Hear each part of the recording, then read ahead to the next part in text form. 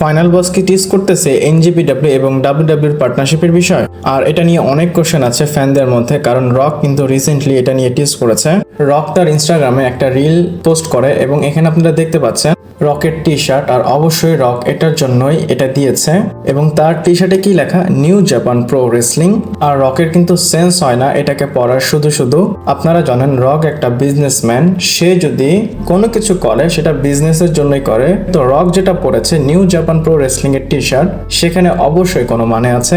আবার আপনারা এটাও বলতে পারেন রক ফ্যান, কিন্তু সে ফ্যান হয়ে লাভ কি, সে টিকো গ্রুপের মেম্বার, সে এক কথায় ডাব্লিউডব্লিউর ওনার। সে কখনো ভুলবশত আলাদা কোনো কোম্পানির প্রমোট করবে না বা প্রমোশন করবে না। আর এটা তো এনজেপিডব্লিউ, এটা তো পুরো ডাব্লিউডব্লিউর একটা কম্পিটিটর, সে কেন এটাকে প্রমোট করবে? এবং আপনারা জানেন ডাব্লিউডব্লিউ খুব রিয়েরলি মেনশন করে এনজেপিডব্লিউ কে, তারা কখনোই মেনশন করতে চায় না। যদি হল অফ ফেম হয় তখন তারা মেনশন করে থাকে। আর রক যেহেতু এনজেপিডব্লিউ টি শার্ট পরেছে, হয়তো এটা কোনো টিকোর পার্টনারশিপ হতেও পারে এনজেপিডব্লিউ। যেমন আপনারা ডাব্লিউডব্লিউ এবং টিএন এর পার্টনারশিপ দেখেছেন, এনজেপিডব্লিউর সাথে ডাব্লিউডব্লিউর পার্টনারশিপ দেখতে পারেন। আমার তো মনে হয় এই কাজের জন্যই রক প্রমোট করতেছে। আপনাদের কি মনে হয় আমাকে কমেন্ট করে জানাবেন।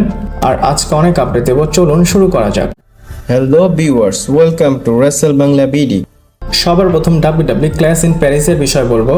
আপনারা জানেন ডাব্লিউডব্লিউ এই বছরের জন্য ক্লাস ইন প্যারিস অ্যানাউন্স করে দিয়েছে। আর এখন আপনারা দেখতে পাচ্ছেন ডাব্লিউডব্লিউ তাদের পোস্টারটা রিভিল করেছে।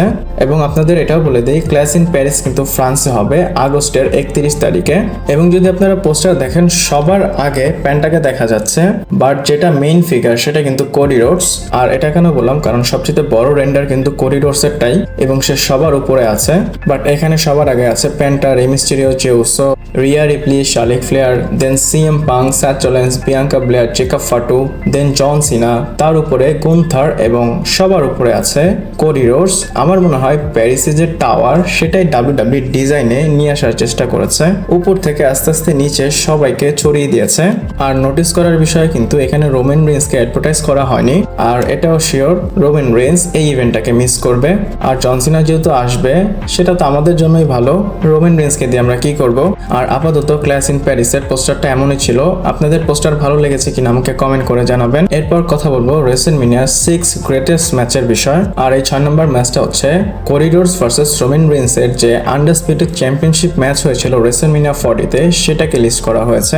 আর এটাকে ডাব্লিউডব্লিউ রেসলম্যানিয়া হিস্টোরির 6 গ্রেটেস্ট ম্যাচ বলতেছে। আপনারা এখানে দেখতে পাচ্ছেন W W names Roman Reigns versus Cody Rhodes WMXL মানে WrestleMania 40 as the 6th greatest match in WrestleMania history. আমার কাছে মনে হয় এই ম্যাচটা 6 নাম্বার ডিজার্ভ করে। ম্যাচটা খুব ভালো ছিল, আমরা তো সবাই এনজয় করেছি। আর রেসলিং ওয়াইজ যদি বলি সেটাও ভালো ছিল। এবং ডাব্লিউডব্লিউ যেভাবে ওভারঅল এটাকে বুক করেছে, আন্ডারটেকার এসেছে, রক এসেছে, জন সিনা এসেছে, স্যাথ রলিন্স, মানে অনেকেই এসেছে, দেখে মনে হচ্ছিল যে সবাই এসে কোডি রোডসকে হেল্প করবে। আর লাস্টে গিয়ে কোডি রোডস তো চ্যাম্পিয়নশিপই জিতে ফেললো। আর আপনাদের কিন্তু ওপিনিয়ন আমি জানতে চাই, ডাব্লিউডব্লিউ যে এটাকে 6 নম্বরে রেখেছে, এটা কোন নাম্বার ডিজার্ভ করে। এরপর রেসলম্যানিয়ার টিকিট সেলের বিষয় বলবো। আর এই আপডেটটা কিন্তু রেসেলটিক্সের থেকে আসেনি, এটা ডেভ ম্যাডিসের থেকে আপডেটটা এসেছে। এবং আপনারা এখানে দেখতে পাচ্ছেন সে কি বলতেছে, WW has reportedly sold 48,621 tickets for WrestleMania Night 1 and 51,044 tickets for Night 2. A sellout would mean 60,000 tickets sold each night. তো রেসলিং অবজারভার নিউজ লেটারে ডেভ মেডিসর বলতেছে ডাব্লিউডব্লিউ 48,621টি টিকিট বিক্রি করেছে নাইট 1 এর জন্য এবং নাইট 2 এর জন্য 51,044টি টিকিট বিক্রি করেছে। সেল আউটের মানে আসবে যখন একসাথে 60,000 টিকিট বিক্রি হয়ে যাবে। আর এটা শুধু 1 নাইটের জন্য না, এটা 2 নাইটস এর জন্য। আর সবচেয়ে বড় বিষয় হচ্ছে 60,000 হচ্ছে সেল আউট। 60,000 কিন্তু ডাব্লিউডব্লিউ বিক্রি করতে পারতেছে না, 53,000 অথবা 55,000 টিকিট তারা বিক্রি করতেছে। আর দেখেন রেসলম্যানিয়া হতে আর মাত্র 7 থেকে 6 দিন বাকি, স্টিল সেল আউট থেকে অনেক দূরে ডাব্লিউডব্লিউ 60,000 টিকিট বিক্রি করতে পারবে না। আর আপনারা কি মনে করেন আমাকে কমেন্ট করে জানাবেন। এরপর আমি আপনাদের স্টেফেনি মিকম্যানের কিন্তু পডকাস্টের বিষয় বলেছিলাম এবং সেই পডকাস্টের নেম কি হবে সেটা আপনাদের বলি। এবং আপনারা এখানে স্ক্রিনশট দেখতে পাচ্ছেন এবং লেখা আছে Stephanie McMahon's podcast will be titled what's your story with Stephanie McMahon. মানে তার যে পডকাস্ট শো হবে সেটার নেম হবে what is your story with Stephanie McMahon. আর এখানে সুপারস্টার আসবে এবং তাদের হয়তো কেরিয়ারের বিষয় তারা বলবে, এক কথায় তাদের যে বায়োগ্রাফি সেটার বিষয় হয়তো বলতে পারে। আর অলরেডি কিন্তু স্টেফেনি প্যালেস একটা শো চলতেছে করতেছে আর সেটা কিন্তু ESPN এ আসতেছে। আপনারা কিন্তু দুইটাকে আবার একটা মনে করবেন না। এরপর কথা বলবো ড্রু ম্যাকইন্টায়ারের বিষয়। এবং অনেকেই মনে করে ড্রু ম্যাকইন্টায়ার ভার্সেস যে ডেমিয়ান প্রিসের ম্যাচ সেটা কিন্তু রেসলম্যানিয়া লেভেলের না, ড্রু ম্যাকইন্টায়ার আরো ভালো কিছু ডিজার্ভ করে। অনেকে মনে করতেছে ড্রু ম্যাকইন্টায়ার এগেইনস্টে ডেমিয়ান প্রিসকে রেখে তাকে পুশ করা হচ্ছে এবং সবাই মনে করতেছে এমন একটা রোলে রেখেছে ড্রু ম্যাকইন্টায়ারকে, সেটা অনেক খারাপ। আর ড্রু ম্যাকইন্টায়ারের কি এমনটা ফিলিং হয়? আসলে অ্যান্সার না, বাট সে তার ফিলিংটা বলে। ড্রু ম্যাকইন্টায়ার রিসেন্টলি একটা ইন্টারভিউতে বলে যে আমি ফেস করতে চেয়েছিলাম রেসলম্যানিয়াতে Roman Reigns versus Seth Rollins versus CM পাঙ্ককে, এবং সেটাও মনে করে যে এই ম্যাচটা অনেক বেশি সেন্স বানায়। এবং আপনারা এখানে দেখতে পাচ্ছেন সে কি বলে।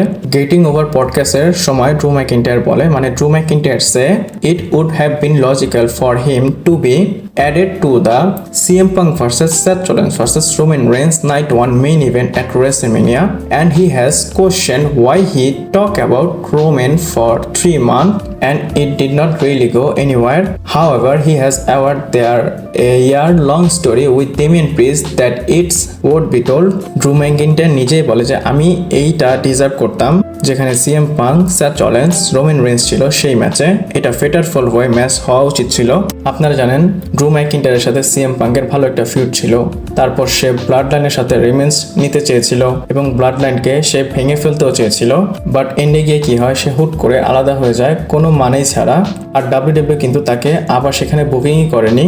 এছাড়াও সে বলে যে আমার এবং ডেমিয়ান প্রিসের মধ্যে অনেক কাহিনী আছে যেটা আমি টেল করতে পারি, সেটা ঠিক আছে, কিন্তু সে মনে করে নাইট ওয়ানের মেইন ইভেন্টে Drew McIntyre versus Roman Reigns versus CM Punk versus Seth রলিন্সের ম্যাচ হওয়া উচিত ছিল এবং তার যে স্পট সেটা WWE দেয়নি। আপনারা কি মনে করেন আমাকে অবশ্যই কমেন্ট করে জানাবেন। এরপর কথা বলবো CM পাঙ্কের বিষয়। আর CM পাঙ্কের রিটায়ারমেন্টের বিষয় সে আপডেট দিয়েছে। তাকে যখন কোশ্চেন করা হয় আপনার রিটায়ারমেন্টে আপনি কি চিন্তা করতেছেন, CM পাঙ্ক বলে যদি 26 বছরে তোমরা আমাকে কোশ্চেন করতে যে আমি কি 46 সালে রেসলিং ম্যাচ করব, তাহলে আমার অ্যান্সার ছিল না, কখনোই আমি 46 বছরে রেসলিং করতাম না। বাট দেখো তোমরা এখন কিন্তু আমি সেই এজটা নিয়েই রেসলিং করতেছি। এবং বলে যে আমি এখন চিন্তা করতেছি না রিটায়ারমেন্টের বিষয়। আর এটা কেন, কারণ এখন যে বিজনেস সেটা অনেক বেশি চেঞ্জ হয়ে গিয়েছে। আগে আমাদের অনেক রক্ত অনেক কিছুই বের করতে হতো, আর আমরা এখন খুব রিয়েলি রেসেল করি এবং আমাদের যে বডি সেটা আমরা খুব কম অন দ্য লাইনে রাখি এবং স্টিল আমরা খুব ভালো ওয়ার্ক করতেছি। এবং সে বলে যে এখন রিটায়ারমেন্ট নিয়ে চিন্তা না করাই ভালো। এবং সে যেটা বলেছে আপনারা কি এগ্রি করেন কিনা আমাকে কমেন্ট করে জানাবেন। এরপর ক্যাবিনেন্সের বিষয় বলবো। আর এখানে আপনারা ক্যাবিনেন্সের রিপোর্ট দেখতে পাচ্ছেন এবং এখানে তারা বলতেছে ক্যাবিনেন্স এই বছরের রেসলম্যানিয়া তো মিস করেছে, বাট এর পরের বছর যে রেসলম্যানিয়া 2026 হবে সেখানেও সে আসবে না এবং সে সেটা মিস করবে। আর তার এমন একটা ইনজুরি হয়েছে সে প্রথম রেসলম্যানিয়া মিস করলো, সেকেন্ড রেসলম্যানিয়াও মিস করবে। বাট কিছু করার নেই, একটা রেসলারের এত কিছু স্যাক্রিফাইস করতে হয়। অ্যাজ এ রেসলার ক্যাবিনেন্স খুব ভালো। আপনারা এগ্রি করেন কিনা আমাকে কমেন্ট করে জানাবেন। এরপর বলবো ব্রক লেসনারের বিষয়। আর ব্রক লেসনার তো নেই, বাট তাকে চ্যালেঞ্জ করা হচ্ছে একটা রেসলিং ফাইটের জন্য। আর এখানে আপনারা স্ক্রিনশট দেখতে পাচ্ছেন। Boxer Butterbean has call out Brock Lesnar for a night and was to knock him out. এবং সে বলে I really want to fight Brock Lesnar, I will knock him out. সে বলে আমি ব্রক লেসনারকে ফেস করতে চাই একটা বক্সিং ম্যাচে এবং আমি পুরো বিশ্বাস করি আমি ব্রক লেসনারকে নক আউট করে দিব। সে যেহেতু ব্রক লেসনারকে ফাইট করতে চায় তার ফিল্ডে, আমার স্টিল মনে হয় ব্রক লেসনার তাকে হারিয়ে দিবে। দেখে তো মনে হচ্ছে একে তো ব্রক লেসনার হারিয়েই দিবে। আমি তার রেকর্ড কিন্তু এখনো চেক করিনি, সে কেমন বক্সার, তার প্রফেশনাল রেসলিং ক্যারিয়ার কেমন সেগুলো কিন্তু আমি যাচাই করিনি। বাট যখন আমি নিউজটা দেখেছি আমার মনেই হয়েছে ব্রক লেসনার তাকে হারিয়ে দিবে। আপনাদের কি মনে হয় ব্রক লেসনার কি তাকে হারাতে পারবে? পারলে আমাকে কমেন্ট করে জানাবেন। ভিডিওটা এই পর্যন্তই ছিল। ভালো লাগলে লাইক, কমেন্ট, শেয়ার, সাবস্ক্রাইব করে পাশে থাকবেন। পরবর্তী ভিডিওতে আবার দেখা হচ্ছে।